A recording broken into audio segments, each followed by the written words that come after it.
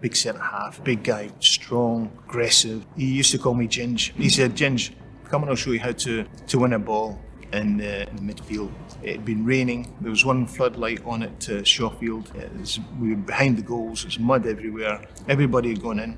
So he said, okay, I've got the ball. I'm going to throw it in the air. You and me are going to jump. Steve Archibald has expressed admiration for several players and coaches throughout his career, often highlighting the individuals who shaped his outlook on football. As a forward who thrived in England, Scotland and Spain, Archibald developed a deep respect for the craft and discipline required to succeed at the top level. His reflections often circle back to key figures who influenced him both directly and indirectly. These players represent different eras and styles, yet all left a lasting mark on him. Their impact forms the foundation of Archibald's understanding of elite football. One of the most important figures Archibald praises is Diego Maradona, whose brilliance defined an entire generation. For Archibald, Maradona wasn't just a superstar. He represented the highest level of natural talent the sport had ever seen. The way Maradona controlled matches, lifted weak teams, and mesmerized defenders left Archibald in awe. He often describes Maradona as a phenomenon who made the impossible look routine. That influence stayed with him long after their playing days. Another player Archibald frequently refers to is Kenny Dalglish, a fellow Scot whose intelligence and finishing made him a complete forward. Archibald admired Dalglish's ability to adapt to any system, understanding space better than almost anyone. Their paths often crossed, and Archibald always considered Dalglish an example of discipline and consistency. His leadership and calm presence under pressure became traits Archibald tried to replicate. To him, Dalglish represented the perfect blend of talent and mentality.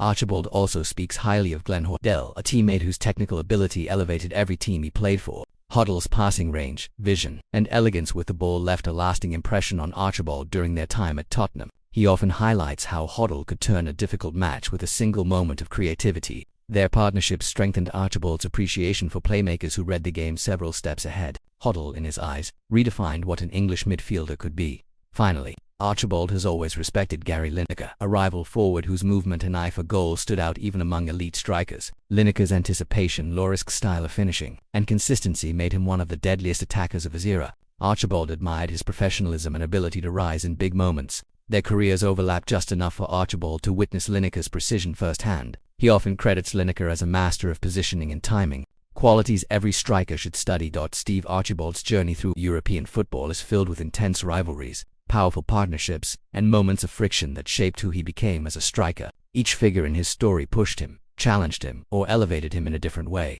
From managers who demanded everything to teammates who unlocked his best form, Archibald's career unfolded through these crucial relationships. His reflections on them reveal the fire that drove him, and each rivalry added a new layer to his understanding of the game.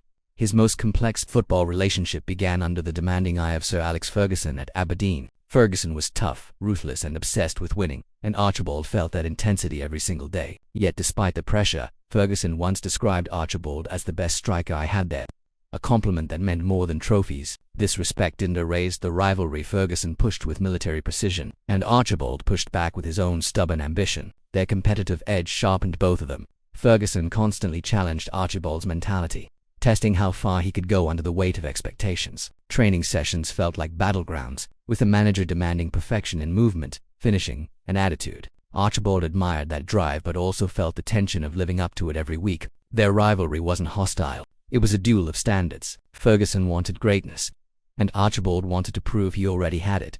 Leaving Aberdeen didn't cool the fire between them. Archibald carried Ferguson's voice in his head whenever he approached big matches or high-pressure moments. That internal competition kept him sharp long after they stopped working together. It became a rivalry of legacy, Ferguson's methods versus Archibald's determination to thrive beyond them. In the end, he often credited Ferguson's harsh lessons for preparing him for the toughest stages of his career. At Tottenham Hotspur, Archibald encountered a very different kind of rivalry when he was paired with Garth Crooks. Instead of competing from opposite corners, they pushed each other as partners fighting for supremacy within the same role. The chemistry was instant. They clicked, as people and as strikers, forming one of the club's most dangerous duos. But great partnerships always carry a hint of rivalry. Each goal Crooks scored drove Archibald to score too.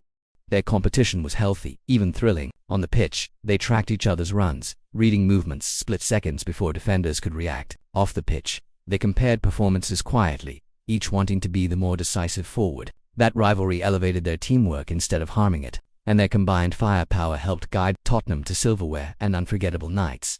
Archibald loved how Crooks challenged him without ever creating bitterness. Their rivalry was built on respect and shared ambition. Both knew the other could steal the spotlight, and that pressure forced them to stay sharp in every game. Whenever Archibald reflects on his Tottenham years, Crooks sits firmly at the center of the story, not just as a partner, but as a competitor who made him better than he ever expected. Barcelona introduced Archibald to a new kind of rivalry altogether when he joined forces with German superstar Bernd Schuster. Their early relationship was rocky, sparked by a disagreement over the number 10 shirt. Schuster wanted it, Archibald wanted it. The tension created a cold distance between them, and teammates sensed the frost. That rivalry could have destroyed their relationship before it started, but football has a way of softening hardened edges when talent clicks. Once they began playing together, Schuster became Archibald's greatest supplier of chances. His vision was unmatched. His passes sliced through defenses with surgical precision. What started as a battle for identity transformed into a partnership built on mutual dependence. Archibald learned to trust Schuster's genius, and Schuster learned to trust Archibald's finishing.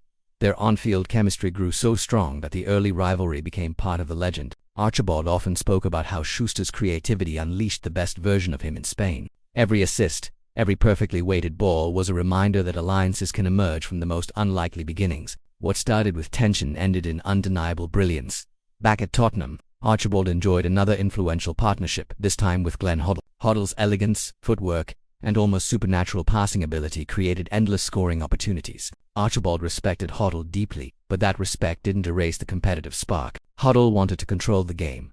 Archibald wanted to finish it, and sometimes their ambitions collided. But that collision created masterpieces on the pitch. Hoddle's presence forced Archibald to sharpen his movement, timing, and awareness. He knew that Hoddle saw things others couldn't, and he wanted to match that level of instinct with his finishing. Their rivalry existed in the sense that both demanded high standards from each other, and the result was 2 FA Cup triumphs that defined their era. Brilliant teammates, subtle rivals, that was their balance.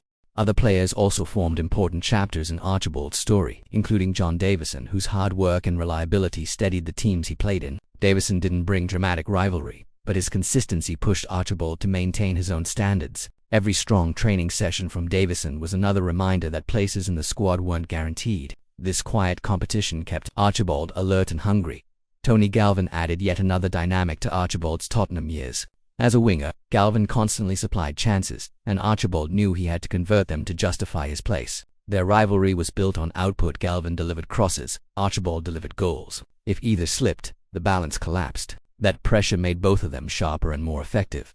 Through all these rivalries, intense, friendly, tense, or inspirational, Archibald's career took shape. Each figure left a mark, forcing him to grow in ways he hadn't expected. Whether clashing with a legendary manager, partnering with elite forwards, or navigating egos and talent in Spain, Archibald learned to thrive in the heat of competition. His story is the story of a man sharpened by every challenge. As Steve Archibald's journey comes full circle, his reflections on these rivalries and partnerships reveal the true essence of his legacy. He wasn't simply a goalscorer. He was a forward molded by the competitors, managers, and teammates who challenged him to evolve. Each connection, whether driven by rivalry or respect, contributed to the player he became. Archibald's story is ultimately about growth, resilience, and the power of surrounding yourself with elite football minds. His career stands as a reminder that greatness is never achieved alone. Looking back, Archibald's appreciation for those he competed with and learned from shows the humility behind his confident playing style. Whether clashing with fierce opponents or celebrating trophies with world-class teammates, he always recognized the value of every figure who crossed his path.